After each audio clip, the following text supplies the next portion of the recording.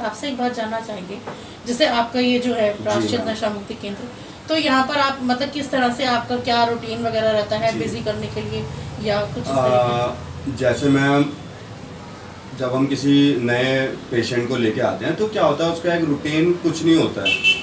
वो उस समय तक अपनी इच्छा के अनुसार लाइफ जी रहा होता है। जब उसका मन होता है तब उठता है, जब उसका मन होता है तब खाता है, जब उसका मन होता है तब वो घर आता है। तो यहाँ पे क्या होता है मैम, एक रूटीन सेट है। सुबह 6:30 बजे उठना पड़ता है, सबको नहा धो के रेडी होना पड़ता है, पूजा पाठ करनी पड़ती है। उसके बाद इनकी ma'am yoga PT meditation 45 minutes का होता है, वो अपना करके प्रॉपर तरीके से। उसके बाद इनका 9 बजे ब्रेकफास्ट हो जाता है।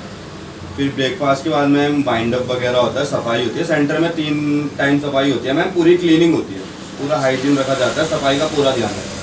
उसके बाद इनका 10 बजे मैम एक क्लास लगती है जस्ट फॉर टुडे, वो 1-1.5 घंटे चलती है। उसमें क्या होता है, उसमें मैम थॉट होते हैं डे के हिसाब से।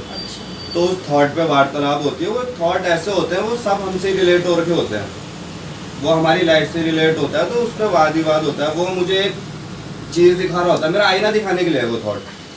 तो उस पर वाद विवाद होता है, उससे बातचीत होती है। उन थॉट पे क्लास लेता है, मैम आती है हमारी, यहाँ पे काउंसलर आते हैं, तो वो मैम क्लास लेती है।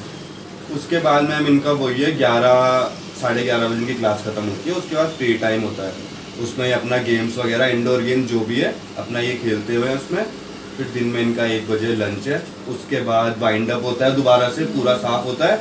उसके बाद इनका 2 बजे से 4:30 बजे तक इनका रेस्ट टाइम होता है, उसमें सोते हैं। उसके बाद 4:30 बजे मैम इनका टी टाइम है, उस समय इनकी चाय आ जाती है, वेकअप टी। उसके बाद 5 बजे इनका एक सेशन लगता है, उसमें डे के हिसाब से है, उसमें शेयरिंग भी है और मूड मेकिंग है, बिग ब्रदर है। अलग अलग डे के हिसाब से सेशन है 5 से 6 बजे का। अच्छा। उसके बाद 6 बजे के बाद में इनका 6 से 7 डांस सेशन लगता है। डांस सेशन है, गेम सेशन है, अलग अलग है वो भी उसमें। फिर मैम 8 बजे इनका लंच है। उसके बाद 9 बजे क्लास लगती है जी, वो दैनिक चिंतन होता है। उसमें ये होता है, क्या बोलते हैं, उसमें भी थॉट ही होते हैं एक तरीके से, लेकिन वो ज़्यादा ही ऐसे होते हैं जो हमने चीज़ें करी हैं, वो हमें वो चीज़ें बता रहा होता है। उन दोनों किताबों का मतलब ही वही है।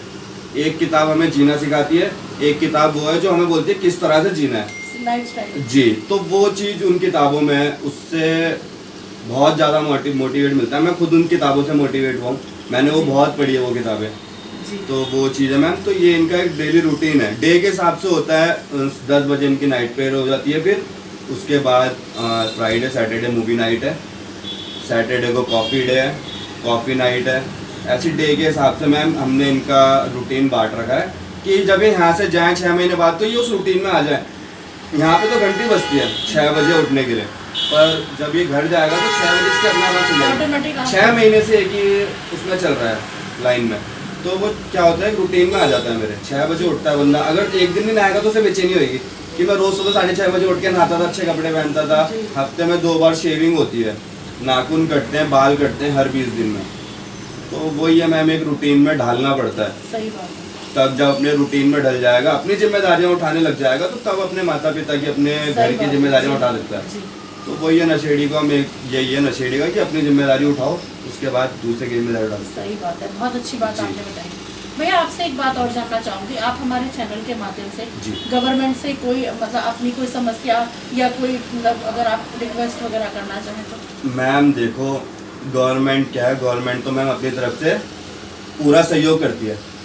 हमारी सरकार है, पुलिस प्रशासन है, वो सब कुछ अपनी तरफ से कर रहे हैं। तो मैम लेकिन जो हमारे लोग हैं जो ये चीज़ें कर रहे हैं, साथ उन्हें भी देना पड़ेगा। सरकार मदद कर रही है, प्रशासन मदद कर रहा है, लेकिन लोग जब उनका साथ नहीं देंगे तो वो भी कुछ नहीं कर सकते हैं। प्रशासन तो बोलता है भैया आप हमें बताओ, हम करेंगे कार्रवाई, लेकिन लोग ही इन चीज़ों को आगे बढ़ा रहे हैं। अब जो परेशान हो गया वो तो अपनी परेशानी बता रहा है। बहुत से लोग ऐसे हैं जो इन चीज़ों को बेच रहे हैं, वो अपना पैसा कमा रहे हैं इन चीज़ों से, उन्हें सरकार से, प्रशासन से कोई मतलब नहीं है। तो वही है मैम, सरकार को दोष देने से अच्छा है अपने आप में बदलाव लाओ। सरकार किसी का गलत नहीं चाहती है। सही बात। सरकार सबके लिए अच्छा ही सोचती है जी। वो कुछ गलत नहीं कर रहे हैं, बस लोगों को अपनी मेंटलिटी बदलनी पड़ेगी। सरकार अगर गलत कर भी रही है तो सरकार अपने आप बदल जाएगी, लोग अगर बदलेंगे तो लोगों को बदलना बहुत जरूरी है। ठीक है। लोगों की मेंटेलिटी बदलना बहुत ज़रूरी है। ठीक है, थैंक यू भैया, आपने हमें अपना कीमती समय दिया, इसके लिए धन्यवाद। Thank you ma'am. Thank you. दोस्तों, अभी आपने भैया की बातों को सुना। मैं अपने देहरादून क्षेत्र के लोगों से, अपने व्यूअर से यही अनुरोध करूंगी कि अगर कोई मतलब इस यहाँ के ओनर से भी आपकी बात कराई। हमारे साथ एक भैया यहाँ पर मौजूद है, आइए इनसे जानते हैं। भैया नमस्ते। भैया सबसे पहले आपसे जानना चाहेंगे, जैसे आप यहाँ पर रह रहे हैं तो मतलब आपको जैसे कोई मतलब दिक्कत वगैरह या यहाँ का मतलब कोई जैसे आपको कोई प्रॉब्लम वगैरह? नहीं मैम, यहाँ पर जो हमारी सुंदर संस्था है प्राची, यहाँ मैं पिछले 6 महीने से रह रहा हूँ।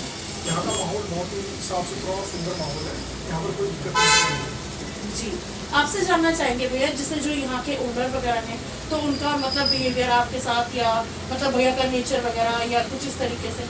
जी मैम, हमारे जो ओनर हैं चांदनी जी, उनका बहुत ही अच्छा स्वभाव है।